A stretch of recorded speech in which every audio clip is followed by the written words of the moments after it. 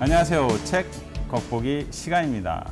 본 코너는 책의 실물을 보고 싶은 분을 대신해서 책의 실물을 봐드리는 것을 봐드리는 순서이고요. 후반부의 책 소개는 출판사에서 제공한 책 소개를 참고하여서 간단하게 소개하는 코너입니다. 오늘 함께 볼 책은 하나님은 왜 폭력에 연루되시는가 라는 책입니다. 제목부터 굉장히 관심이 가죠? 것을 보도록 하겠습니다. 디자인은 노란색에 뭔가 이렇게 격자로 되어 있고, 노란색, 정말 샛노란 바탕에 하나님은 왜 폭력에 연루되었는가 라는 제목과 하나님은 왜 이렇게 번갈아 가면서 또 제목이 한 번 더 있습니다. 그리고 가운데에 부제처럼 되어 있네요. 성서 내러티브에 나타난 하나님의 폭력이라고 되어 있고요. 저자는 L. 데니얼 호크로 되어 있고 홍수연님 옮김으로 되어 있습니다. 안으로 들어가서 표 1에 보면 저자 L. 데니얼 호크에 대한 소개가 있습니다. 에머리 대학교에서 구약학으로 철학박사 학위를 받았으며 현재는 애슐랜드 신학교에서 구약학 및 히브리어 교수로 재직 중이며 미국 연합감리교회 목사다라고 되어 있고, 밑에는 저서가 소개되어 있습니다. 옮기니 홍수연님에 대한 소개가 되어 있고요. 면지 색깔은 굉장히 진한 녹색, 카키색에 가깝죠. 카키색으로 되어 있고요. 추천사가 있습니다. 추천사가 조금 굵직굵직하게 길게 되어 있습니다. 표지 디자인이 한 번 더 나오고, 넘어가면 차례가 나옵니다. 차례, 머릿말 존 골딩게이, 서문 감사의 말 1장, 폭력적인 하나님의 문제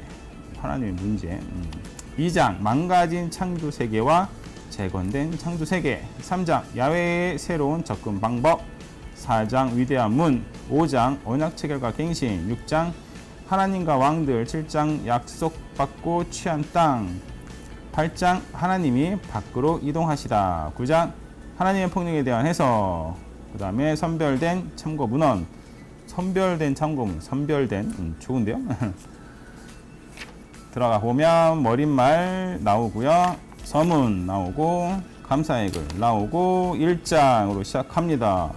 여기가 이렇게 약간 제가 볼 때는 모래사장에 약간의 발자취가 있는 듯한, 아니면 발자취가 없는 모래사장, 음영으로만 되어 있는 이런 디자인으로 되어 있고, 1장 폭력적인 하나님의 문제부터 시작을 해서 본문이 나옵니다. 본문은 역시 이렇게 편한 본문으로 되어 있습니다.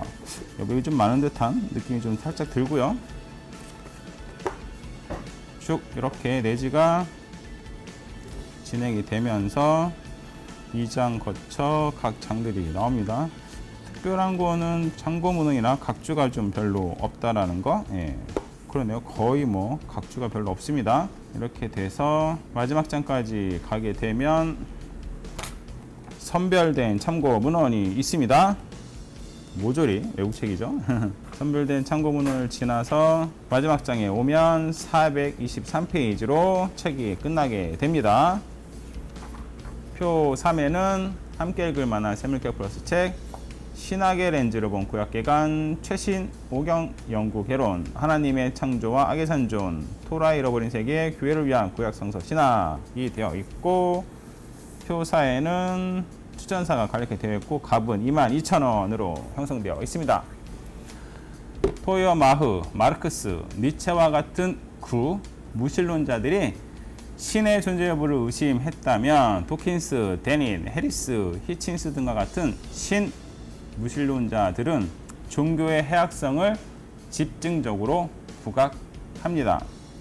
신무신론자들은 특히 성서와 교회사에서 발생한 신의 이름으로 자행된 무수한 폭력과 실상을 거론하며 종교가 불필요함을 역설합니다. 목회하면서 많이 듣던 질문과 또 이 질문에 대해서 똑부러지게 대답 못했던 날들이 생각이 나네요. 그렇다면 우리는 성서에서 묘사하는 하나님의 폭력을 어떻게 이해해야 할까요? 중요한 문제네요. 구약의 하나님은 이스라엘 백성에게 약속의 땅에 사는 모든 가나안 사람들을 절멸할 것을 명령하는 반면, 신약의 예수는 하나님의 백성에게 원수까지 사랑하라고 말씀을 하십니다. 구약의 전투적인 하나님과 신약의 자기희생적인 하나님은 과연 같은 하나님일까요? 그렇죠? 초기기대 시대부터 지금까지 수많은 사람들이 던진 이 오래된 질문은 성경을 읽어본 사람이라면 누구나 한 번쯤 던져볼 만한 질문입니다. 이 주제를 가지고 40여 년 동안 고민하고 씨름해온 본서의 저자는 이 어려운 질문을 회피하지 않고 정면으로 직면합니다. 저자인 데니얼 호크는 성서에 나타난 하나님의 폭력을 어떤 방식으로든 합리화하지 않고 또 이를 미화하지도 않습니다. 그는 오히려 하나님이 자신이 이 세상에서 일어나는 폭력에 다양한 방식으로 연루되어 있는 성서의 이야기를 적나라하게 보여주면서 이러한 하나님의 폭력이 성서의 어떤 맥락에서 나타나고 전개되는지를 내러티브 비평을 통해 파헤치며 성서가 말하는 다양한 목소리를 독자들에게 들려준다고 합니다. 그렇죠? 예. 굳이 폭력적인 모습을 성경에 저렇게 적나라하게 표현할 이유가 없었던 거죠. 예. 만약에 사람들이 걱정하는 이 폭력적인 하나님은 사실 의미가 없다. 그렇죠? 예. 그런 관점이라면 그렇게 된다는 겁니다.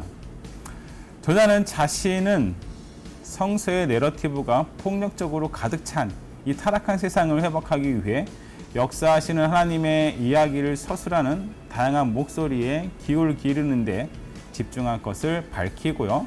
이 책을 통해서 성서적 답변을 얻기보다는 성서적으로 사고하는 방법을 배우는 것이라는 것을 주장하고 있습니다.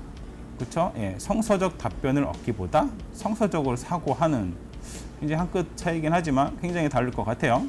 저자는 인류의 최초 살인사건, 대홍수, 바벨론 사건 등을 서술하는 이야기에 나타난 폭력을 내러티브의 관점에서 이해하는 내용을 상세하게 설명하고 있습니다. 또한 아브라함의 이야기, 소돔과 고모라의 이야기, 이집트에서 노예 생활했던 이야기, 가나안 정복 이야기가 내러티브 비평을 통해 자세하게 다뤄지고 있습니다.